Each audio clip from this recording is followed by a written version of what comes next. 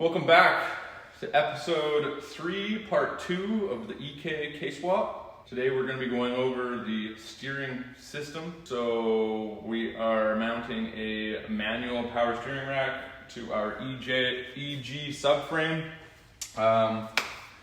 We ran into multiple issues that haven't been too bad. Basically, we'll just break her down nice and simple for you right now, starting on the passenger side of the steering rack. This steering rack is supposed to be for the EJ, or EJ, Subaru, goddamn, EG subframe from the 93 Civics. As you can tell, this bushing that's mounted solid to the steering rack is, half of it is not in line with where our bolt holes are. The inside part of the rubber bushing here has a lip on it just like this, and we just cut it down so that it was flat all the way around on the inside. And then this bushing, this extra piece that we have here, was on the power steering rack that came with the subframe. And so we used that piece after shaving it down. All those babies together fit tight. This thing is solid. I don't think it's gonna cause us any problems. I know people talk about binding and shit, but that doesn't do anything. It just needs to hold it solid and needs to have that bushing there. So that's how we got over that hurdle. Bring us to our next dilemma was this bushing right here. It's a big triangle.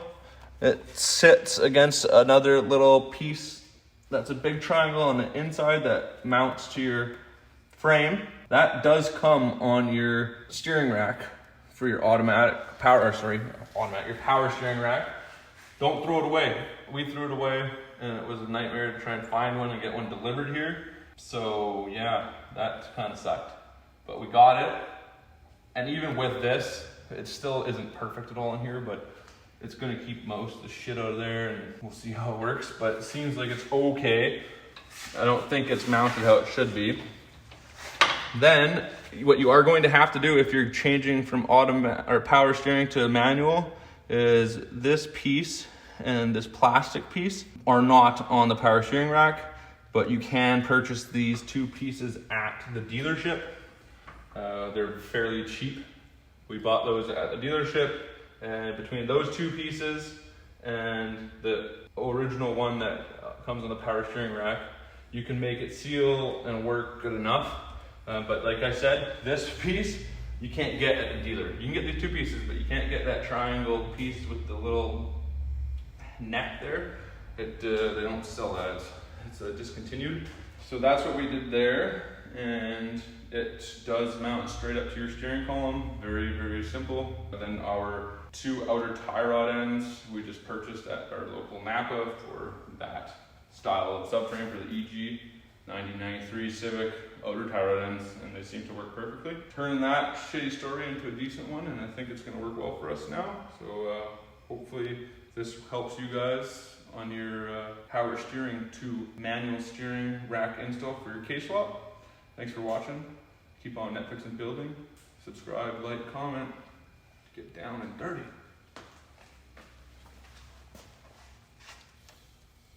One more thing in the steering system. We're gonna add this to the steering system because we're deleting the power steering. So no more power steering pump.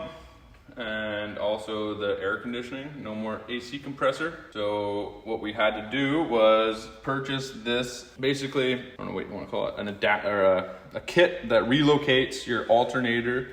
So your alternator used to live here, and now it lives down where the AC compressor was. This big block here is the tensioner with this tensioner pulley. It is a manual tensioner. You have a little threads that go into here, and you can tighten it up, which pulls this pulley up. This is how it routes, and that allows you to run your alternator, your water pump off your crankshaft. This is the kit for the alternator. It has this support bracket. There's a bunch of different little spacers and whatnot If Dax comes over here for you guys, you should be able to see there's some spacers in behind this bracket in here.